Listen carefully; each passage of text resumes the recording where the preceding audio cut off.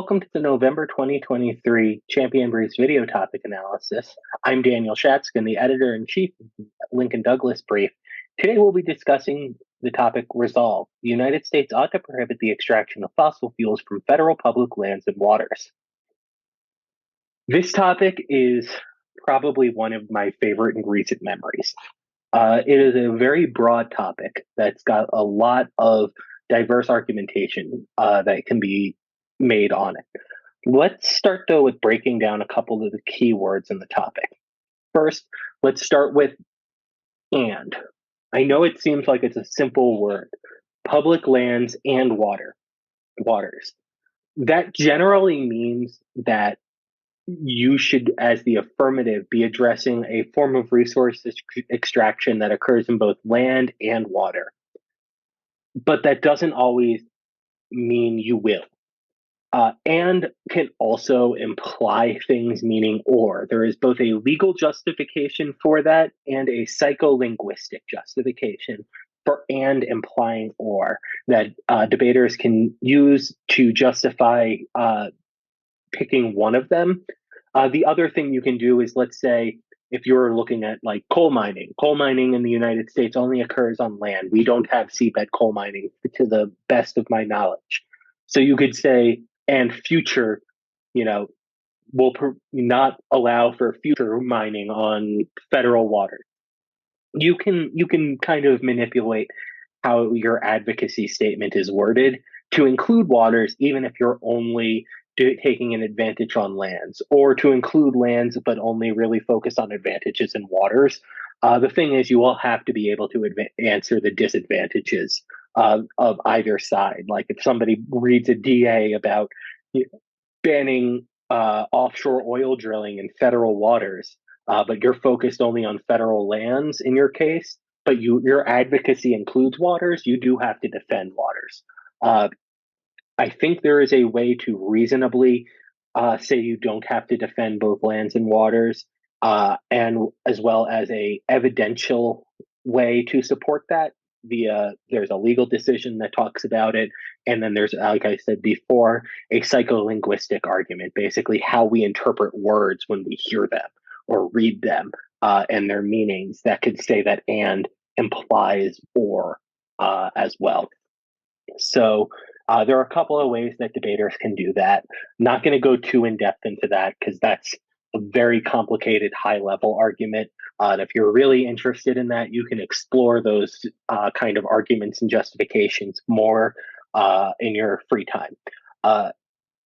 Let's look at what are public lands, though, and waters. Public lands and water, federal public lands and waters are waters and lands that are controlled solely by the federal government, either the Bureau of Land Management, the National Forest Service, National Park Service, or the Bureau of Indian Affairs. Yes, native land in the United States is technically considered federal land and under federal control because they control what native institutions basically can do on that land and whether or not they can have mining even on that land. So federal land is basically all lands controlled by the federal government. That means that the topic excludes state land, so land that is owned by one of the 50 states, or land that is also privately held. So privately held land, you can still mine on that. State land, you can still mine on that. A large portion of our energy production, though, does come from federal lands. I believe it's around 24% of our overall oil. 24% of all oil production, 11% of natural gas production, and 42% of all coal mined come from federal lands. So it's a quarter of our oil, 10% give or take of our natural gas, and 40% to 45% of our coal. So almost half of all coal comes from federal lands. We'll get to that in a little bit, but just know that that's really what we're kind of focused on. Also, those three resources are the resources that we would consider the fossil fuels that this topic really addresses: oil, natural gas, and coal. While other things come from the land, fossil fuels are specifically carbon-based fuels, or fuels that have been, in coal's sake, compressed carbon over time. Oil is carbon that's broken down and turned into oil. Natural gas, similarly, is like the offshoot of all of that. So it's carbon-based fuels that have broken down over long periods of time.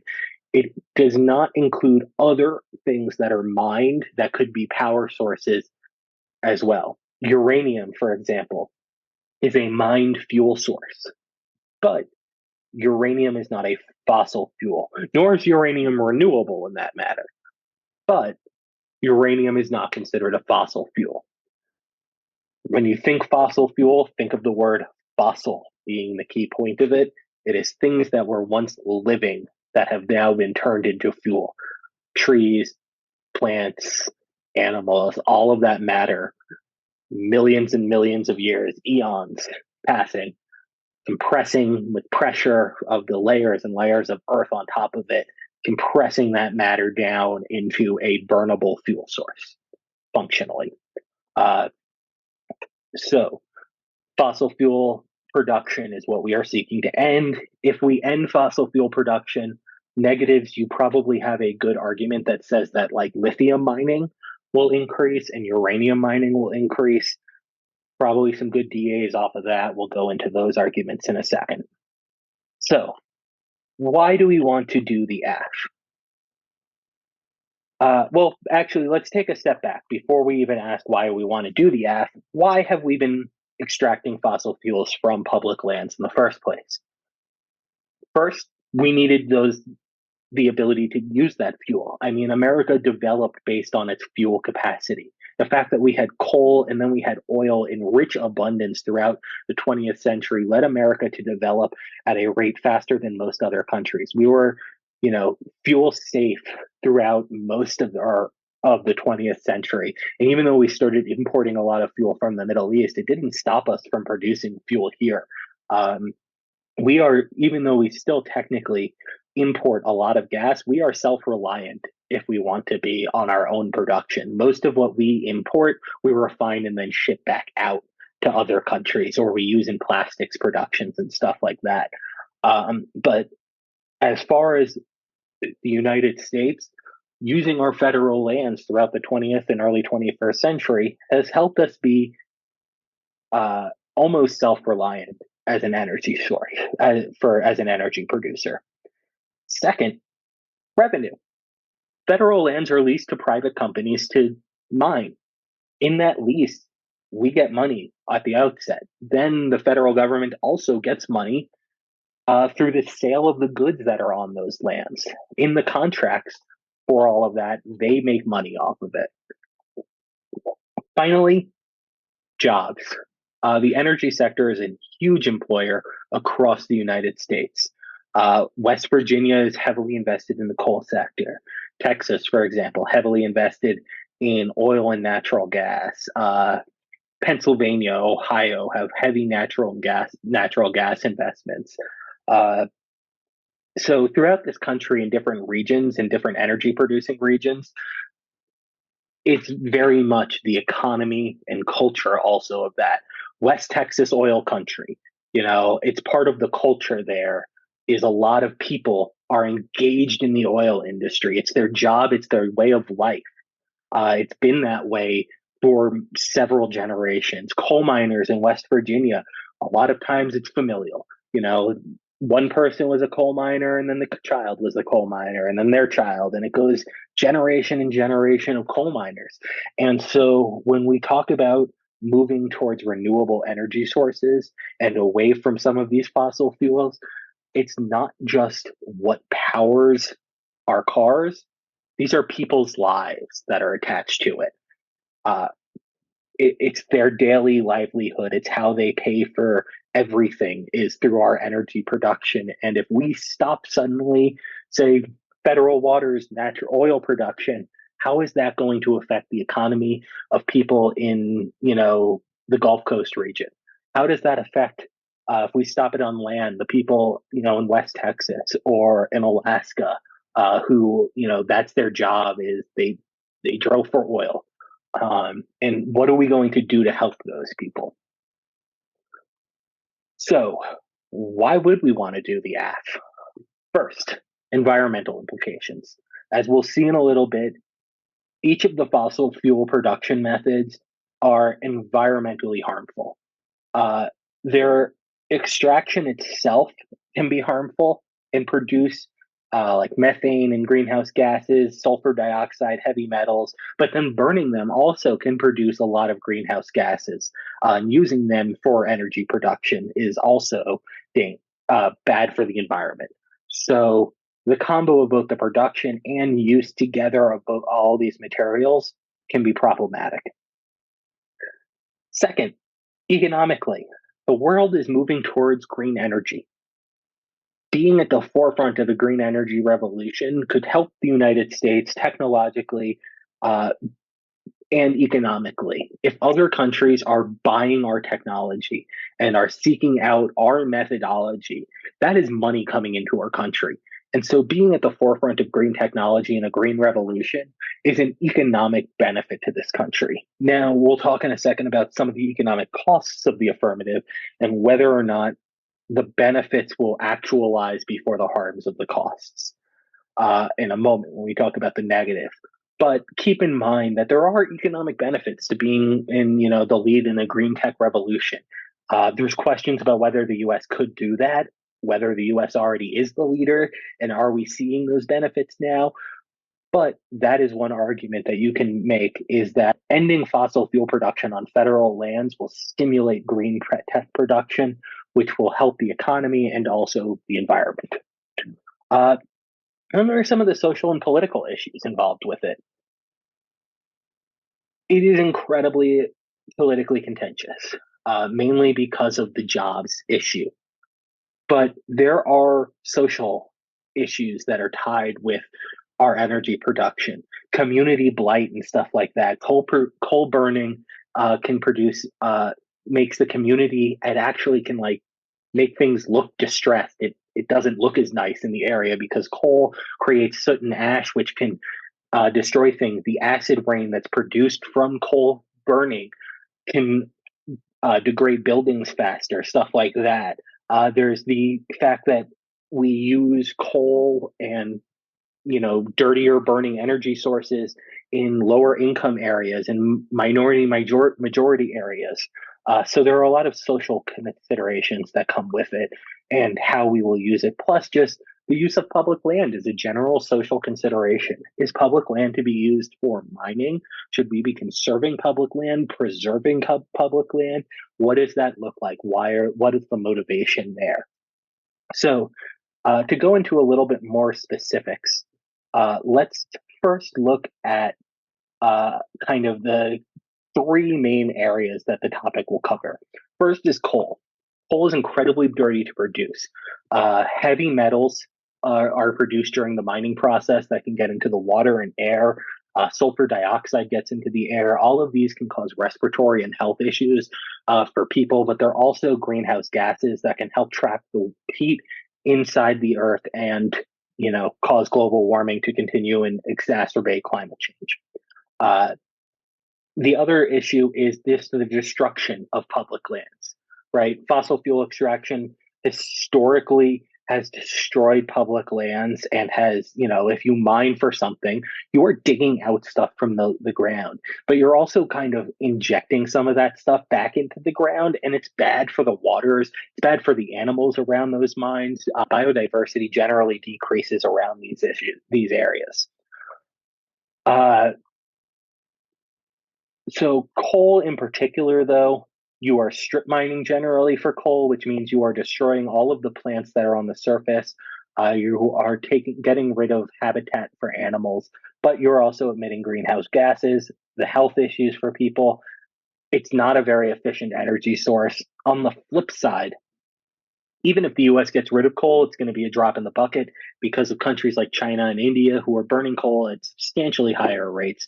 The US is the third largest coal user, I believe, second or third largest coal user, but China dwarfs the US and makes the US look tiny. Like it's just huge as a coal producer and user. They generate a majority of their power through coal, while China claims they are expanding alternative energy sources. There hasn't been much actual movement on that. And there actually has been greater expansion of coal.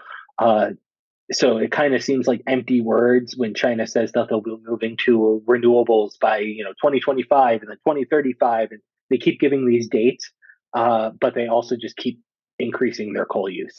There hasn't been a decrease in coal use outside of when COVID-19 shut down factories. Um, and as production ramps up in China again post COVID, and as China becomes the manufacturing hub of the world as it was pre COVID, and it continues to be this, they'll continue to be using coal. And so, whether or not the U.S. actually reducing coal will do anything for global warming, debatable, but definitely public health. Natural gas. Natural gas extraction is done via a method called hydraulic fracking. Basically, they pump water into the ground to displace the natural gas, and then they capture the natural gas as it comes up.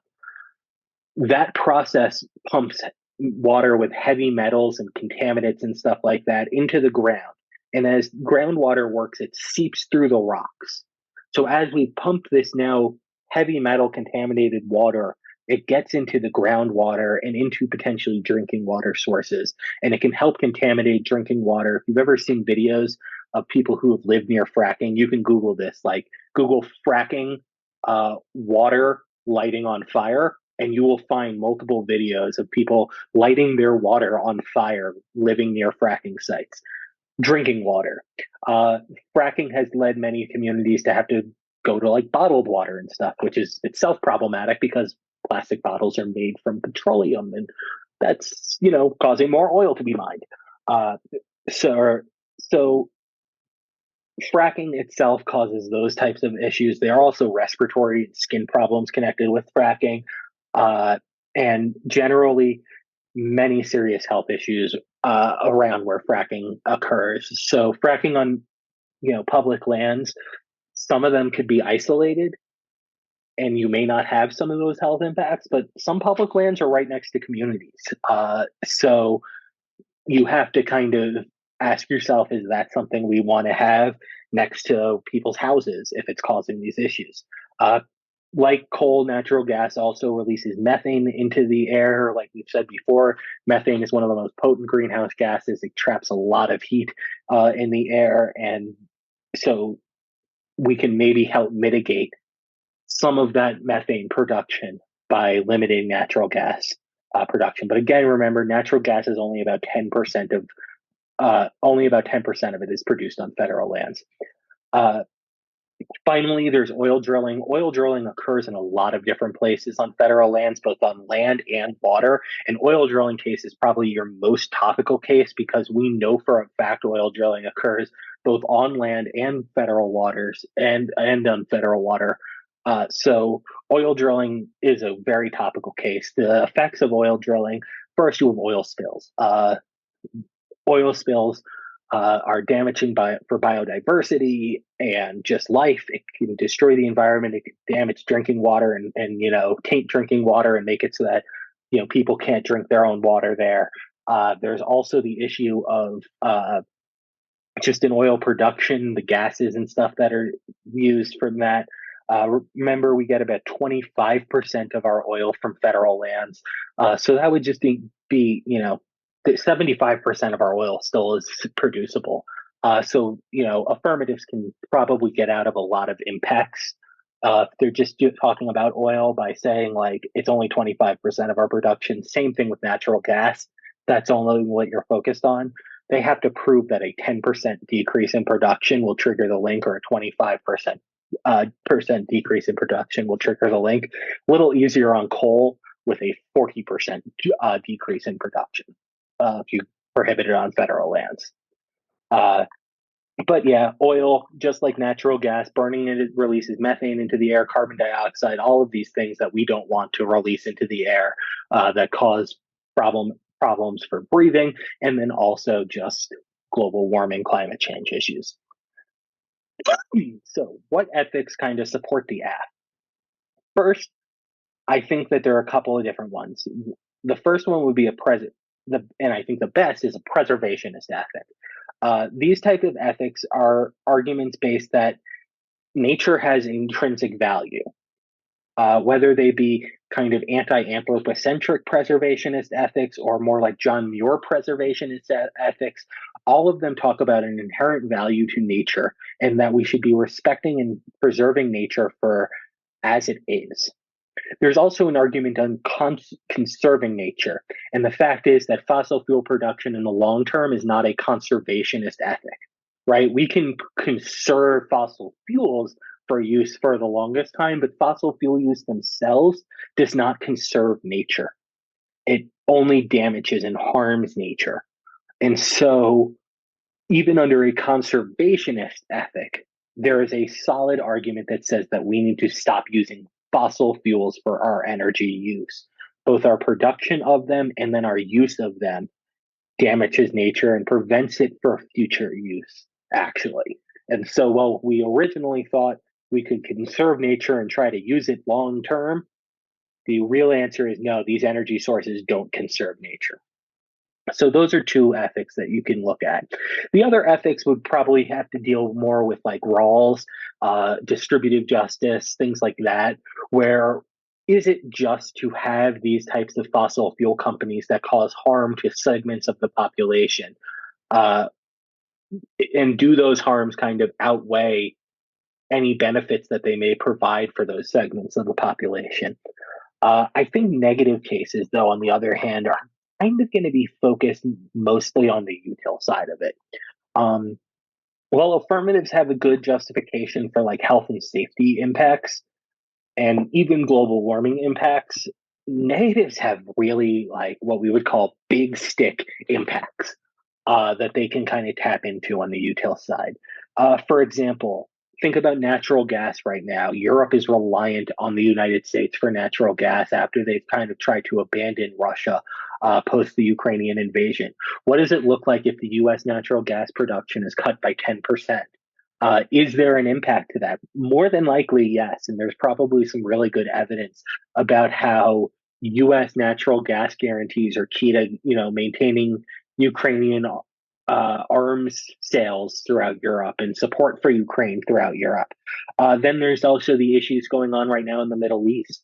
As we were writing our brief, the terrorist attack of October 7th occurred in Israel. Anytime there is Middle East instability, which obviously right now the Middle East is pretty unstable because of this conflict going on between Israel and Hamas.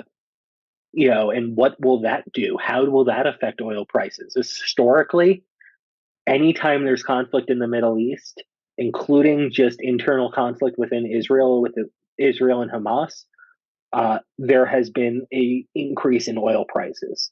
How will this then be affected further if the United States decides to cut 24% of or 20 something percent of its oil production, right? What is that going to do to the global oil markets? What does it do to domestic oil markets, even, or domestic fuel markets who are about to come into the winter months? We're debating this topic in November and December. Heating prices start to go up in November and December. Natural gas and gas in general is a huge source for heating energy basically throughout the United States. What happens when we cut that to the United States and domestic energy pricing? How is that going to affect the economy? Probably pretty negatively, because anytime gas prices start to go up, everything else price wise goes up. Shipping costs increase. If shipping costs increase, then the price of goods increase. And it's just, a trickle down effect from the price of gas.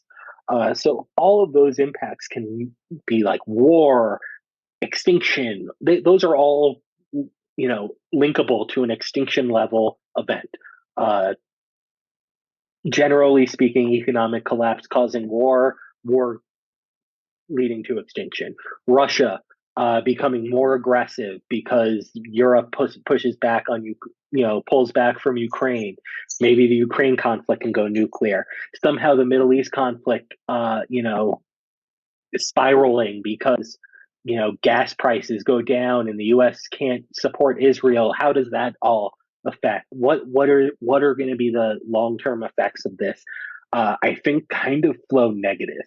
Um, unless the affirmative is a gradual decrease, which I don't know about the topicality of a gradual decrease. I think the topicality of that actually is it's not topical. Um, I'm pretty sure the topic would be like a full on immediate ban of all production from federal lands. Um, so I don't think like a gradual ban can work. And I think a gradual ban is the only way that you can avoid some of these impacts. And I don't think it's topical. And I don't think that it's a permable counterplan either. I don't think you can say perm do both.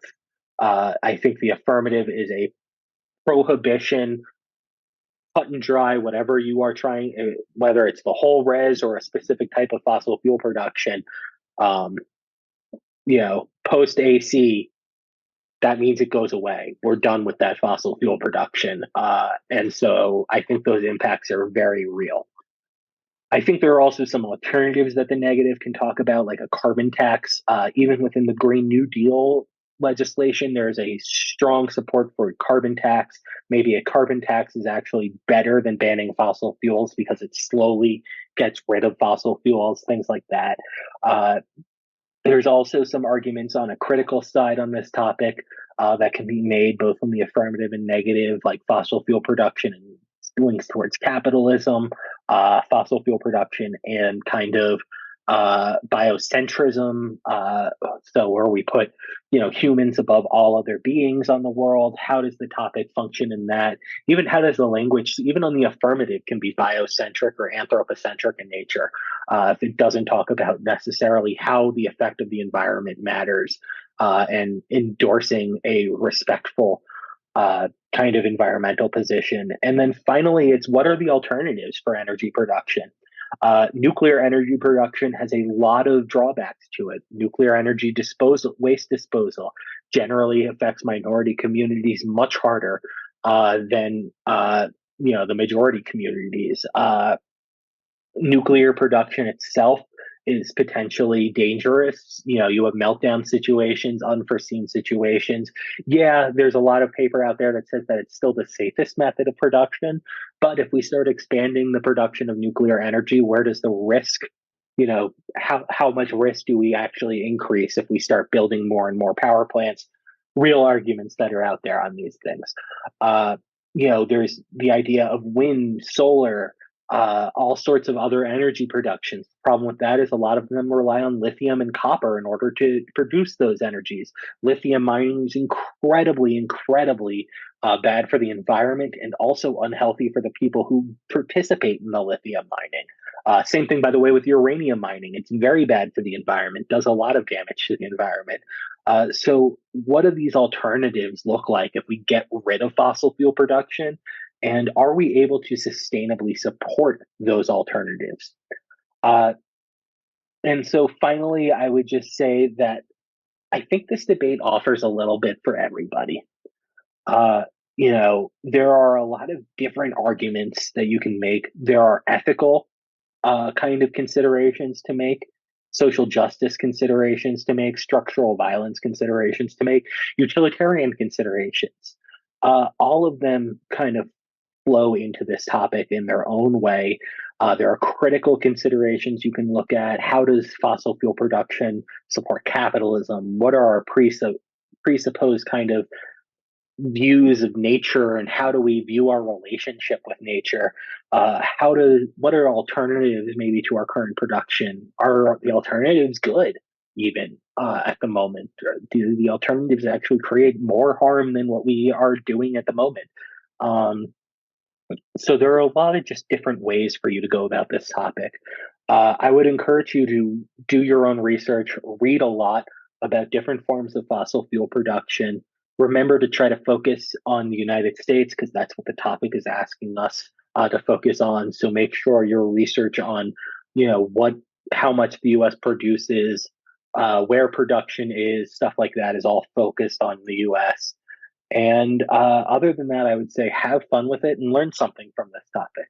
Thank you for listening and have a wonderful day.